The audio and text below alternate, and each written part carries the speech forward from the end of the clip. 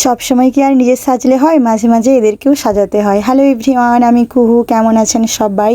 সকালবেলায় আমার মা স্নান করে পুজো করে নিচ্ছে, আর আমি ততক্ষণ বসে থাকবো কেন, আমাদের জলখাবার রেডি করছি।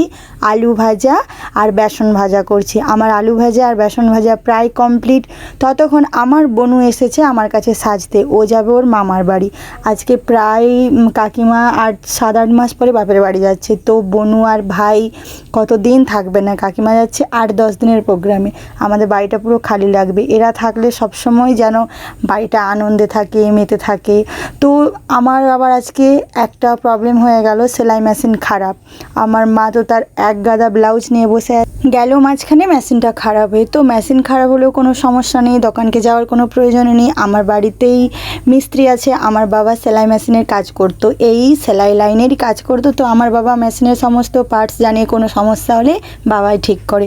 তো আমার মা একটা নয়, প্রায় 8 থেকে 10টা ব্লাউজ নিয়েছে, সে আজকে সেলাই করবে বলে। এখন বাজে বেলা 11:30, কিন্তু আমার মাকে এখন মেশিন ঠিক করে তার সমস্ত ব্লাউজ সেলাই করে দিতেই হবে। তো ততক্ষণ আমি কেন বসে থাকবো, আমি আমার রান্নার দিকে চলে গেলাম। আজ আমাদের বাড়িতে হচ্ছে মাংস, চিকেন। মাংস কি আর বলা যায়? সোশ্যাল মিডিয়াতে আবার চিকেনটা একটু বেশি শুনতে ভালো লাগে, তাই না? চিকেনটা রান্না করছি একদম আমার মায়ের হাতের রান্নার মতো। কারণ আগের দিনে যখন আমার মায়েরা রান্না করতে শিখেছে, তারা রান্না করেছে, তখন তো আর এখনের মতো ইউটিউবে দেখে বিভিন্ন রকমের মশলাপাতি এত কিছু তো সবসময় থাকে না। তো নর্মালি বাড়িতে যেভাবে চিকেন করে সেভাবে আমি করেছি। প্রথমে কড়াইতে তেল দিয়ে পেঁয়াজ দিয়ে দিয়েছি, পেঁয়াজটা লাল হয়ে আসার সময় একটু টমেটো দিয়েছি। তো আমার মা যেভাবে রান্না করতো আমি সেই প্রসেসে করছি। আর বাটিতে আমি একটু লঙ্কা গুঁড়ো, হলুদ গুঁড়ো আর তার সঙ্গে একটু জিরে গুঁড়ো আর ধনে গুঁড়ো একসঙ্গে মিক্সড করে নিয়েছি। এবার মশলাটাতে আদা দিয়ে দিয়েছি। এবার আদা রসুন সমস্ত কিছু দেওয়ার পরে ওই যে জল দিয়ে গুলিয়ে রেখেছিলাম মশলাটা, সেটাও দিয়ে দিয়েছি। আমার কালকে ডেলি ভ্লগটাতে অনেকে আমাকে মিষ্টি মিষ্টি কমেন্ট করে অনেক ভালোবাসা দিয়েছেন, তাদেরকে জানাই অসংখ্য ধন্যবাদ।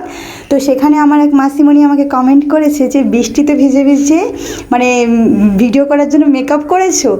আরে আমি শুধু বৃষ্টিতে ভিজে ভিজে ভিডিও করবো বলে মেকআপ করিনি, আমি এমনিতেও আরও অনেক ভিডিও করেছি, তুমি নিশ্চয়ই সেগুলো দেখেছো। তো তোমাকেও অনেক থ্যাংক ইউ আমারকে অনেক মিষ্টি মিষ্টি কমেন্ট করার জন্য। দেখেছেন, গল্প করতে করতে কিন্তু এদিকে আমার রান্নাটাও পুরো কমপ্লিট হয়ে গেছে।